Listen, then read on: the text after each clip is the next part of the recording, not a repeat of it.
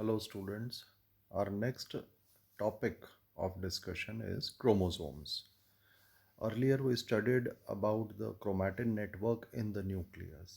आपने पिछले लेक्चर में जो केंद्रक का अध्ययन किया था, तो केंद्रक के अंदर न्यूक्लियस के अंदर हमने क्रोमैटिन जालक की बात कही थी।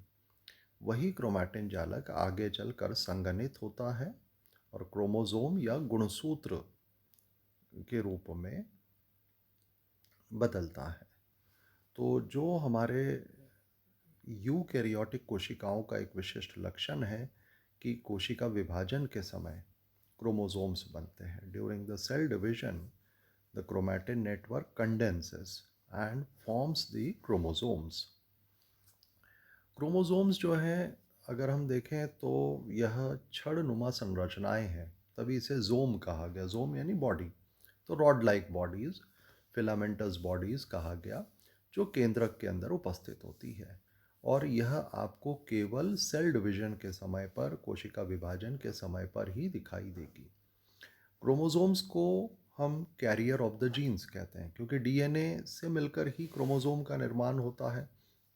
और यही वजह है इसे हम फिजिकल बेसिस ऑफ हेरिडिटी भी कहते हैं।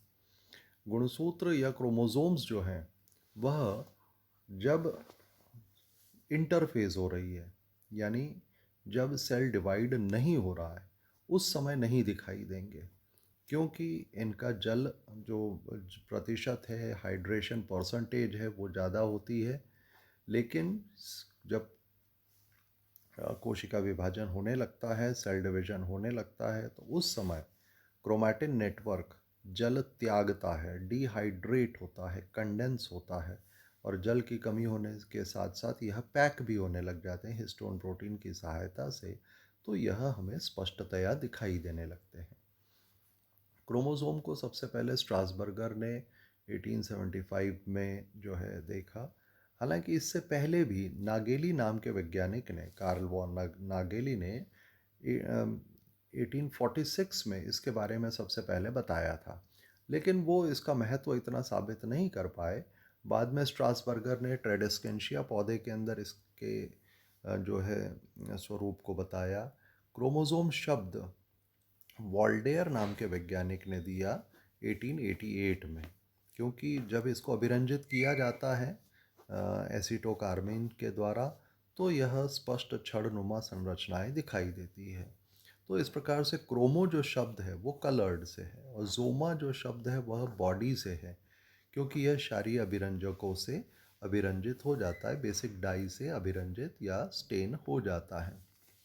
और इसको यदि हमें स्पष्टतया देखना है, इसको गिनना है, तो जो सबसे अच्छी प्रावस्था रहती है वह होती है माइटोसिस की मेटाफेज प्रावस्था। तो क्रोमोसोम्स जो हैं वह थिन क्रोमैटिन नेटवर्क के बने हुए रहते हैं, जिनको हम क्रमशः संघनित करके क्रोमैटिन फाइबर्स के रूप में बदलते हैं। वही फाइबर्स निरंतर फोल्ड होते हैं, कॉइलिंग होती है, सुपर कॉइलिंग होती है प्रोफेज के समय, और इस प्रकार से जो है यह मोटे और छोटे होते चले जाते हैं। और सबसे बढ़िया इनको हम देख सकते हैं मेटाफेज प्रावस्था के दौरान। जो आप प्रैक्टिकल्स के अंदर भी जब ऑनियन रूट टिप के अंदर माइटोसिस देखते हैं, तो बेस्ट स्टेज जो हमें दिखाई देती है वह मेटाफेज तथा एनाफेज होती है। और सेल डिवीजन के एंड में यानी टीलोफेज के अंदर यह पुनः हाइड्रेट हो जाते हैं और क्रोमैटिन जालक में परिवर्तित हो जाते हैं। तो इसलिए हम जो है इनका जो अध्ययन है वो मुख्य रूप से मेटाफेज स्टेज के अंदर ही करते हैं। यह इस प्रकार से हमें माइक्रोस्कोप के नीचे मेटाफेज प्रावस्था में जो क्रोमोसोम्स दिखाई देंगे, अपने सामान्य लाइट माइक्रोस्कोप के नीचे आप इसका अध्ययन कर सकते हैं।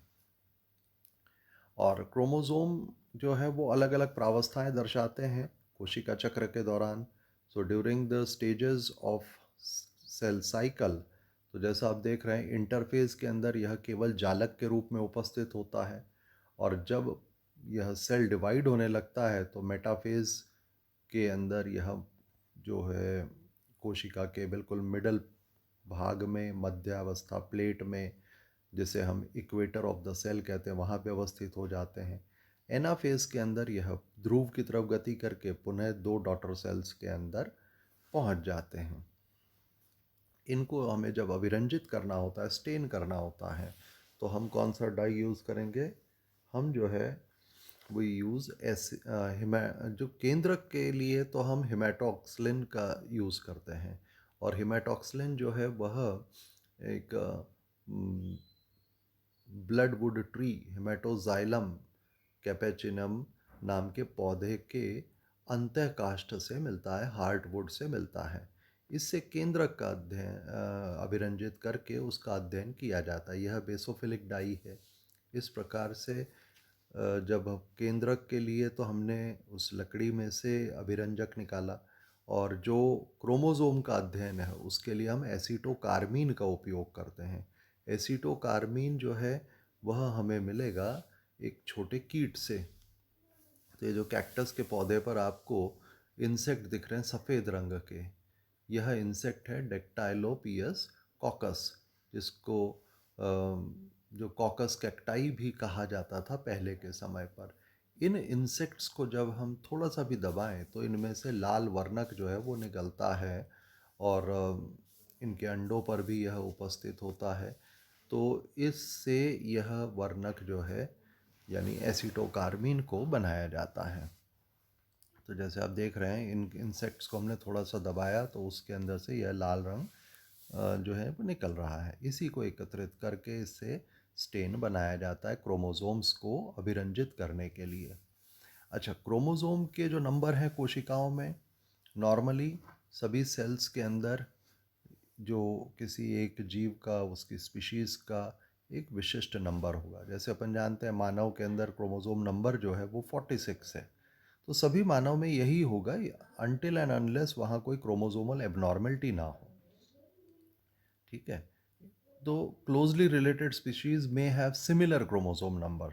जैसे हमारे से संबंधित जो स्पीशीज़ है, चिंपैंजी, ओरांगुटान, गिब्बन्स, गोरिल्ला, इन सब के अंदर जो 2n नंबर है वह 48 है। Presence of whole set of chromosome is called as euploidy. Euploidy का अर्थ है जो सामान्य सेट होते हैं। जैसे सोमैटिक सेल के अंदर 2n 2 सेट होंगे, और जो गैमीट्स होते हैं उसके अंदर n। तो अगर क्रोमोसोम का एक सेट है तो उसे हैप्लॉइड कहते हैं, दो सेट है डिप्लॉइड है। यह तो सामान्य स्थिति हुई। लेकिन कुछ कोशिकाओं में या कुछ जीवों में गुणसूत्र के 3 सेट हो सकते हैं, तो उसे ट्रिप्लॉइड सेल या ट्रिप्लॉइड ऑर्गेनिज्म कहेंगे। 4 सेट हैं तो टेट्राप्लॉइड्स हैं। गैमीट्स नॉर्मली जो है उसमें एक ही सेट होता है और इसको हम हैप्लॉइड कहेंगे। हैप्लॉइड सेट को जीनोम भी कहा जाता है। कायिक कोशिकाओं के अंदर गुणसूत्र के 2 सेट होते हैं, और इन 2 सेट को हम डिप्लॉइड या 2n कहते हैं। जो नंबर है पादप कोशिकाओं में सामान्यतया लंबे आकार के गुणसूत्र पाए जाते हैं जंतु कोशिकाओं की तुलना में। इसी प्रकार से मोनोकॉट पौधों के अंदर भी जो है लंबे क्रोमोसोम होंगे डाइकॉट पौधों की तुलना में। सबसे लंबे जो गुणसूत्र हैं वो ट्रिलियम नाम के पौधे के अंदर पाए जाते हैं। और जो एडर्स टंग फर्न है उसमें अब तक का रिपोर्टेड सबसे अधिक संख्या का क्रोमोसोम नंबर हमें पता है, जिसमें 2n जो है वह 1262 की संख्या में गुणसूत्र होते हैं। हेप्लोपेपस ग्रेसिलस के अंदर 2n इज़ 4। म्यूकर जो कि कवक है उसके अंदर केवल एक ही n है यानी 2n इज़ 2। तो न्यूनतम संख्या जो रिपोर्टेड है वो इस प्रकार से। तो मैक्सिमम जो है वह हमें एडर्स टंग फर्न में, और मिनिमम जो है वह म्यूकर हेमिलिस के अंदर मिलेंगे। सबसे लंबे जो है वो ट्रिलियम पौधे के अंदर पाए जाते हैं। यह लॉन्गेस्ट मेटाफेज क्रोमोसोम ट्रिलियम का जो पादप है लिलिएसी फैमिली का, जो 32 माइक्रोन तक इसके गुणसूत्र लंबे होते हैं। और जंतुओं के अंदर यदि हम देखें तो एस्केरिस मेगैलोसेफेला में केवल 2 गुणसूत्र हैं, रैबिट में 44, गोरिल्ला चिंपैंजी जैसा हमने कहा इसमें 48 होते हैं, और एक प्रोटोजोआ है ओलोकेंथा। तो एनिमल्स के अंदर इसमें 1600 गुणसूत्र जो है मैक्सिमम इन एनिमल्स रिपोर्टेड हैं। ये ऑफियोग्लॉसम जो पादप कोशिकाओं में सर्वाधिक गुणसूत्र की संख्या वाला पौधा है। 1260 गुणसूत्र इसमें उपस्थित हैं। यह ऑफियोग्लॉसम या एडर्स टंग फर्न। मानव के अंदर 46, प्याज के अंदर 16, 2n जो संख्या है, फ्रूट फ्लाई के अंदर 8, और जो राउंड वर्म एस्केरिस जो मेगालो से फैला है उसमें 2n इज इक्वल टू 2। तो गुणसूत्र की संरचना यदि हम देखें, अभी अपन ने संख्या का और उसके आमाप की बात करी थी। संरचना में दो भुजाएं होती हैं। दो भुजाएं यानी ये वाली, ये छोटी और बड़ी या समान हो सकती है। यह जो मध्य का भाग है इसको हम सेंट्रोमियर कहते हैं।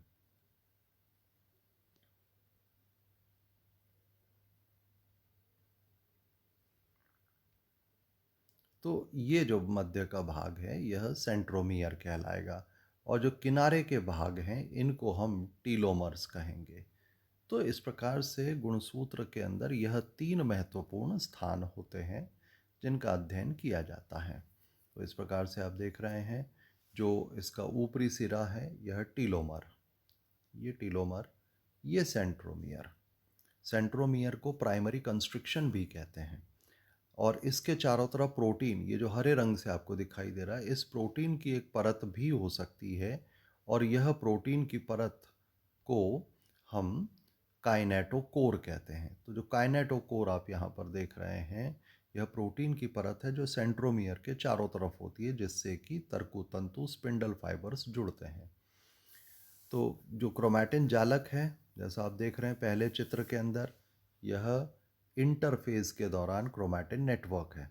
और जब प्रोफेज प्रारंभ हो जाती है, ये दरअसल मेटाफेज के गुणसूत्र हैं जो पूर्णतया संघनित हो गए हैं। तो इलेक्ट्रॉन माइक्रोस्कोप के नीचे यह चित्र हमें गुणसूत्र संरचना के दिखाई देंगे। तो इस प्रकार से जो छोटी भुजा को हम पी आर्म कहते हैं, और जो लंबी भुजा होगी उसे हम क्यू आर्म कहते हैं, है ना। ये दोनों भुजाएं समान भी होती है तो फिर यह शब्दावली उपयोग में नहीं ली जाएगी, क्योंकि जब आप आगे पढ़ेंगे तो हमारे पास जो मेटाफेजिक क्रोमोसोम है उसके अंदर मेटासेंट्रिक क्रोमोसोम में दोनों भुजाओं की लंबाई समान होती है। आगे अभी आ जाएगा तो आप उसको और अच्छी तरह से समझ पाएंगे। और टीलोमर जो है वह गुणसूत्र के किनारे हैं, जैसा अभी अपन ने यहाँ पर कहा, ये जो ऊपरी भाग है ये वाला या ये, तो दोनों सिरे जो हैं वह टीलोमर्स कहलाते हैं। टीलो का अर्थ ही होता है एंड पार्ट, और ये बहुत महत्वपूर्ण होते हैं। जब डीएनए रेप्लिकेशन होता है तो विघटन से रोकने के लिए इसमें विशिष्ट न्यूक्लियोटाइड क्रम पाया जाता है, जिसे आप आगे की कक्षाओं में बहुत विस्तार से स्टडी करेंगे। तो ये टीलोमर्स जो एंड पोर्शन है, the end of broken chromosome are sticky. जो गुणसूत्र के किनारे होते हैं वह थोड़े से चिपचिपे होते हैं, और बाकी जो हिस्से हैं वह चिपचिपे नहीं रहते। तो इसीलिए जो है अगर गुणसूत्र टूट भी जाता है तो वह वापस से जुड़ जाता है। इस प्रकार से गुणसूत्र की संरचना का जो विघटन है वह कम देखा जाता है। अच्छा, जो हमने कहा सेंट्रोमियर, सेंट्रोमियर या प्राइमरी कंस्ट्रक्शन, इसे जो है यह बहुत महत्वपूर्ण होता है, क्योंकि इसके चारों तरफ जो डिस्क है प्रोटीन की, जिसे हमने नाम दिया काइनेटोम कोर, जिससे स्पिंडल फाइबर जुड़ते हैं। और जो प्राइमरी कंस्ट्रक्शन या जो सेंट्रोमियर है, वहाँ पर हेट्रोक्रोमैटिक डीएनए होता है जो कंस्टिट्यूटिव प्रकार का होता है। कंस्टिट्यूटिव डीएनए का मतलब हुआ वह कभी भी फैकल्टेटिव के अंदर या यू क्रोमैटिन में परिवर्तित नहीं होगा। तो जैसा आप देख रहे हैं, the regions where two sister chromatids appear to be joined or held together during the mitotic metaphase. Metaphase के समय दोनों क्रोमैटिड लंबाई में तो बंटना चालू हो जाते हैं, लेकिन कहाँ पर जुड़े रहेंगे? वो जुड़े रहेंगे सेंट्रोमियर पर। यह गहरे अभिरंजित होता है। गहरे अभिरंजित इसलिए होता है क्योंकि यहाँ पर हेट्रोक्रोमैटिक जो क्रोमैटिन है वो पाया जाता है, और सेंट्रोमियर को ही हम प्राइमरी कंस्ट्रक्शन कहते हैं। यहाँ जो आप चित्र में नीले रंग में देख रहे हैं, यह नीले रंग का भाग जो है काइनेटोकोर है, जिससे स्पिंडल फाइबर्स जुड़ रहे हैं पेप्टाइड बंध से। इस प्रकार से स्पिंडल फाइबर किसके बने होते हैं? माइक्रोट्यूब्यूल्स के बने होते हैं। तो माइक्रोट्यूब्यूल जो है वह तर्कुतंतु या स्पिंडल फाइबर का रूप ले लेगा। ये इस प्रकार से आपको इलेक्ट्रॉन माइक्रोस्कोप के नीचे जो है एक पादप हेमेंथस के जो माइटोटिक अपरेटस के रूप में अपने को दिखाई दे रहा है, जहाँ स्पिंडल फाइबर जो है गुणसूत्र के मध्य में चिपक गए हैं। कुछ गुणसूत्रों में दूसरा कंस्ट्रिक्शन भी ऊपरी सिरे पर पाया जाता है, इसे सेकेंडरी कंस्ट्रिक्शन कहते हैं। तो जो सेकेंडरी कंस्ट्रिक्शन है वो दूरस्थ सिरे पर होगा, इसके चारों तरफ काइनेटोकोर नहीं होता, इससे तर्कुतंतु नहीं जुड़ते, लेकिन यह भाग NOR कहलाता है, न्यूक्लियोलर ऑर्गेनाइजर रीजन। यह भी हेट्रोक्रोमैटिक होता है, इसमें DNA की मात्रा जो है वो कम होगी लेकिन संगनित होगी। और ये बहुत महत्वपूर्ण होता है क्योंकि टीलोफेज प्रावस्था में इसी स्थान से केंद्रिका का विकास होता है या केंद्रिका का पुनर्गठन होता है। तो NOR organises the nucleolus in the telophase. मानव गुण जीनोम के अंदर हमारे एक हेप्लॉइड सेट में जो सैटेलाइट गुणसूत्र है जिसमें सेकेंडरी कंस्ट्रिक्शन पाए जाते हैं वह होते हैं 13, 14, 15, 21 तथा 22। ये 5 गुणसूत्र हमारे पास सैटेलाइट क्रोमोसोम्स हैं। सैटेलाइट क्रोमोसोम यानी जिनमें सेकेंडरी कंस्ट्रिक्शन उपस्थित है। अच्छा, क्रोमोसोम जो है वह शेप साइज में डिफ़र करते हैं, जिनको हम एनाफेज के समय बहुत अच्छी तरह से समझ सकते हैं। तो जो सेंट्रोमियर की पोजीशन है वो कहाँ पर है, उसके आधार पर 4 प्रकार के गुणसूत्र होते हैं। ठीक मध्य में हो तो मेटासेंट्रिक, मध्य से थोड़ा ऊपर या थोड़ा नीचे पाए जाए तो सब मेटासेंट्रिक, जो शीर्ष इसका है उससे ठीक नीचे यह हो तो एक्रोसेंट्रिक, और बिल्कुल किनारे पर पाए जाए तो इसे हम कहेंगे टीलोसेंट्रिक। जैसे आप देख रहे हैं, ठीक मध्य में सेंट्रोमियर है मेटासेंट्रिक, मध्य से थोड़ा ऊपर या थोड़ा नीचे है सब मेटासेंट्रिक, शीर्ष या टिप से थोड़ा नीचे है एक्रोसेंट्रिक, और बिल्कुल टिप पर है तो उसे हमने क्या नाम दिया? टीलोसेंट्रिक। यह है इस प्रकार से। तो अब आपको जो है पी आर्म और क्यू आर्म वह मुख्य रूप से सब मेटासेंट्रिक क्रोमोसोम में दिखाई देंगे, लेकिन बाकी के अंदर इस प्रकार की जो नेमिंग है वो नहीं की जाएगी।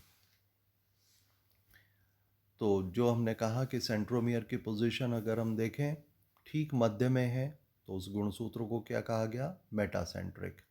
और जब मेटाफेज के समय यह ठीक इस तरह से व्यवस्थित होंगे और एनाफेज के समय जब यह विपरीत ध्रुवों की ओर जाएंगे तो वी आकार से दिखाई देंगे, they will appear of V shape. अगर मान लीजिए जो सेंट्रोमियर है वह केंद्र से थोड़ा ऊपर या थोड़ा नीचे है, between the middle and the end part, मध्य भाग और शीर्ष भाग के थोड़ा सा बीच में आ गया, तो उसे सब मेटासेंट्रिक कहेंगे। यहाँ पर पी आर्म छोटी भुजा, क्यू आर्म बड़ी भुजा को कहा गया। और एनाफेज के समय जब ये पोल्स की तरफ मूव करेंगे तो they will appear like J shape के यह दिखाई देंगे। यदि सेंट्रोमियर क्लोज टू एंड यानी इसके टिप के शीर्ष भाग के थोड़ा ही नीचे है तो उसे क्या कहेंगे? एक्रोसेंट्रिक।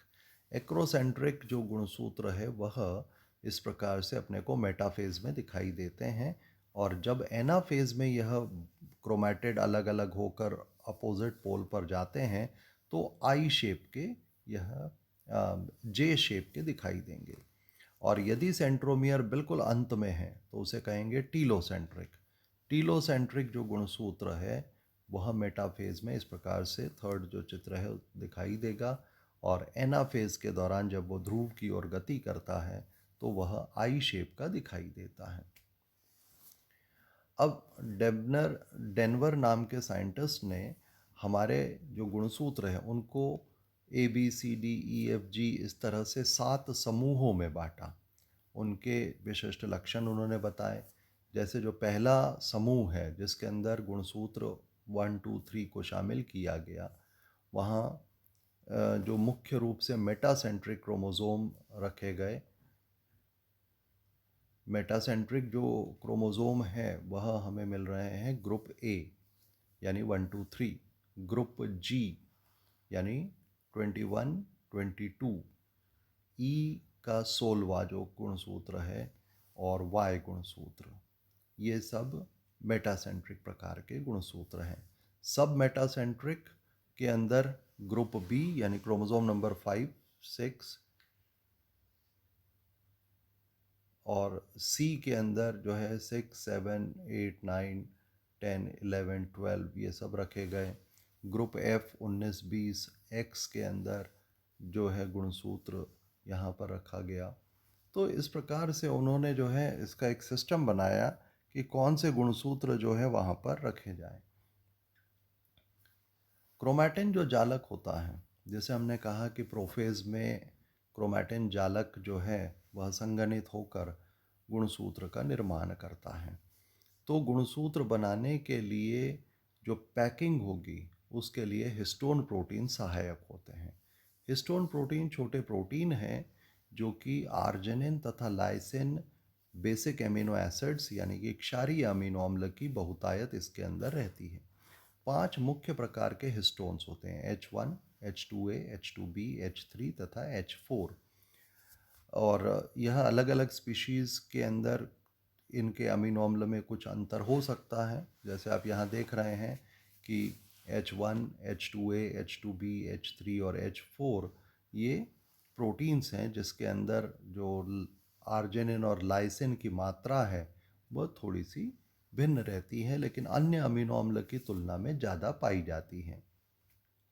इस प्रकार से जो कैटेगरीज ऑफ हिस्टोन प्रोटीन्स हैं, यह हिस्टोन प्रोटीन्स पॉजिटिवली चार्ज्ड क्षारीय प्रोटीन्स हैं जो नेगेटिवली चार्ज्ड डीएनए के साथ जुड़ जाती हैं, और इनके जुड़ने के लिए कुछ non histone chromosomal protein NHCP भी महत्वपूर्ण होती है। अल्प मात्रा में RNA भी इसमें सहायक होता है।